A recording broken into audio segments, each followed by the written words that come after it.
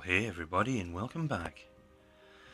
Right, today we have an article from the New York Times, and in my opinion it is utterly diabolical, but you'll see what I mean. The title of this beautiful piece of work, and I use that term loosely: Can my children be friends with white people? Can you guess who wrote it? But anyway, without further ado, ladies and gentlemen, let's dive right in. Right, as I said, can my children be friends with white people? I'm not even going to attempt to pronounce the name, but this was on November the 11th. So, my oldest son, wrestling with a 4-year-old's happy struggles, is trying to clarify how many people can be his best friend. My best friends are you and Mama and my brother and... But even a child's joy is not immune to this ominous political period. Right, okay, right. How is your 4-year-old aware of the current political period? Right, are you subjecting your child to watching things? But anyway, this summer's images of violence in Charlottesville, VA prompted an array of questions.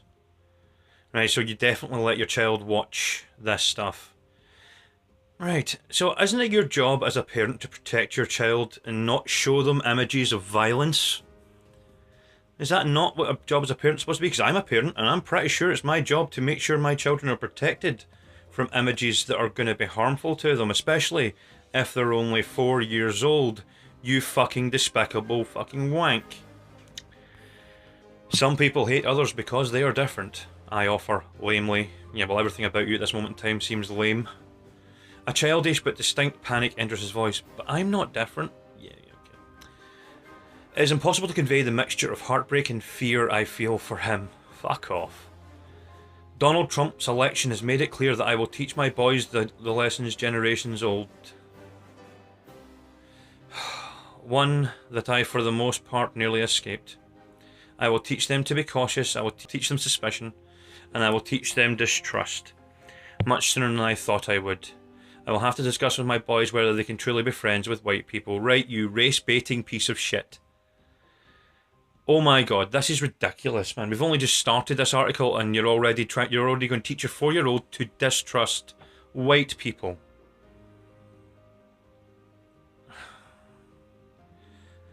Right, meaningful friendship is not just a feeling. It is not simply being able to share a beer. Real friendship is impossible without the ability to trust others. Without knowing your well-being is important to them. The desire to create, maintain, or wield power over others destroys the possibility of friendship. Right, the Reverend Dr. Martin Luther King Jr.'s famous dream of black and white children holding hands was a dream precisely because he realised that in Alabama, conditions of dominance made real friendship between the white and black people impossible. Right, fuck you, you despicable fucking prick. This is ridiculous. I'm sorry, I don't even know if I can read the rest of this shit. I mean, this is just painful and all around. Right, if this was the other way round, and this was a white person saying, can my children be friends with black people?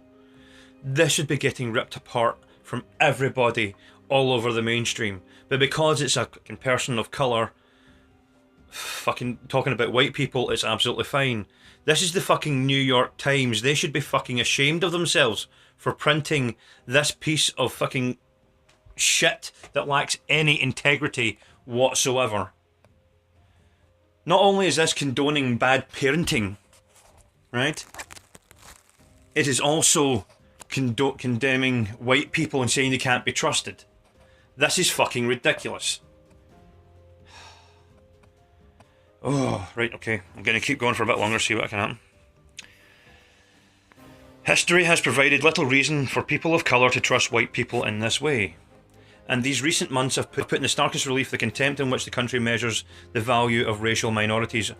Oh fucking really? Oh fucking really?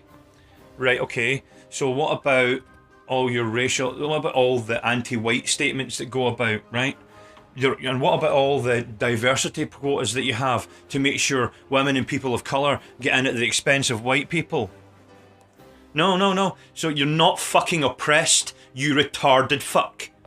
You have not been oppressed for fucking hundreds and hundreds of years now. Because I'm pretty sure that it was white people who got slavery abolished. Right? White people abolished slavery, and you blame white people for everything. Now, why are we responsible for fucking everything that happened hundreds of years before we were born? We're not.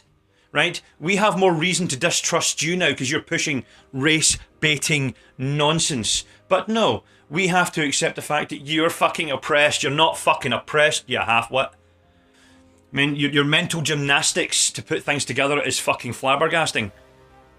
You are not fucking oppressed, you disingenuous prick. Right? And you're literally... Actually, I'll show you something right now. Like all these protests in the NFL and that would all take a knee is about police brutality against blacks and the way blacks have been oppressed and things. I'm going to show you a little picture, right?